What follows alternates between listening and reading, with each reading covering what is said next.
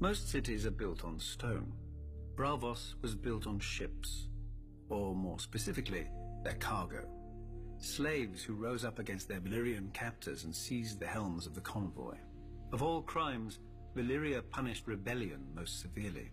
The slaves faced not execution, but the Valyrian mines or labor camps in the most remote and savage colonies if recaptured. And few corners of the world can long remain hidden from Dragonback.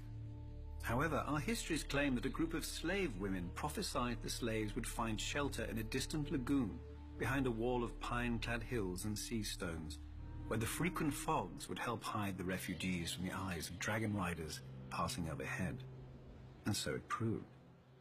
Because they had risked their lives in the name of freedom, the mothers and fathers of the new city vowed that no man, woman or child in Braavos should ever be a slave. This is the first law of Braavos, engraved in stone on the arch that spans the long canal.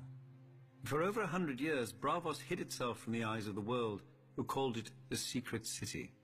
Using a dye derived from a local snail, our captains stained their sails purple to hide their stolen Valyrian ships. Our merchants carried false charts and lied when questioned about their home port.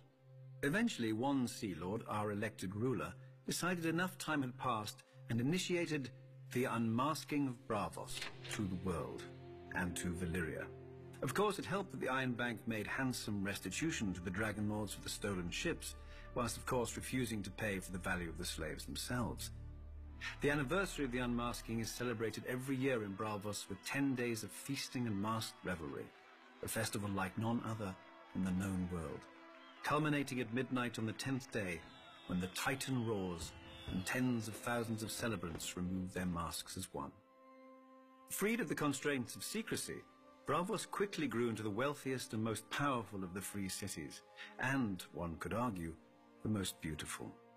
From the sprawling Sea Lord's palace with its menagerie of strange beasts and birds, to the imposing Palace of Justice and the aqueduct we call the Sweetwater River that bears fresh water from the mainland, Braavos is without rival in either engineering or elegance. The temples of Braavos are also famed throughout the world and wondrous to behold. Descended from 100 different peoples, the Braavosi honor 100 different gods. The Temple of the Moon Singers is the foremost of these, being the faith of the slave women whose prophecies led our ancestors here. The Lord of Light has a great temple as well, for his worshippers have grown ever more numerous in the past 100 years. Yet less numerous, and even some forgotten faiths still have temples deep in the heart of the city, on the Isle of the Gods. But the beauty of Braavos is not only in her buildings.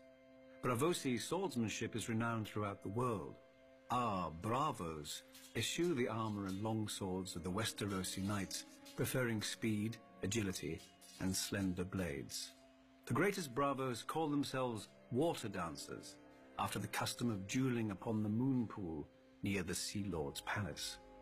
By tradition, the greatest of all the bravos is the First Sword, who commands the personal guard of the Sea Lord and protects his person at all public events. Once chosen, Sea Lords serve for life. Inevitably, there are always those who wish to cut that life short to effect some change in policy. Though not even the First Swords are the true guardians of Braavos. That honor goes to the Titan, who protects the entrance to the harbor. With his proud head and fiery eyes looming close to 400 feet above the sea, the Titan is a fortress of a kind never seen before or since. His eyes are huge beacon fires, lighting the way for returning ships into the lagoon. Within his bronze body are halls and chambers, murder holes and arrow slits. Enemy ships can be steered onto the rocks by the watchmen inside the Titan, and stones and pots of burning pitch can be dropped onto the decks of any that attempt to pass between the Titan's legs without leave. This has seldom been necessary, however. Not since the Century of Blood has any enemy been so rash as to attempt to provoke the Titan's wrath.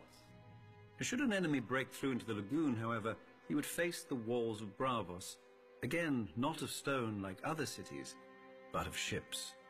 The arsenal of Braavos can build one of our famous purple-hulled war galleys in a single day.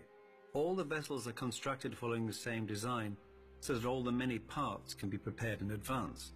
and skilled shipbuilders work upon different sections of the vessel simultaneously to hasten the labor. To organize such a feat of engineering is unprecedented. One need only look at the raucous, confused construction in the shipyards around the world to see the truth of this. Let us imagine that even the arsenal, great as it is, failed us. An enemy who could defeat both the Titan and our fleet would be strong indeed.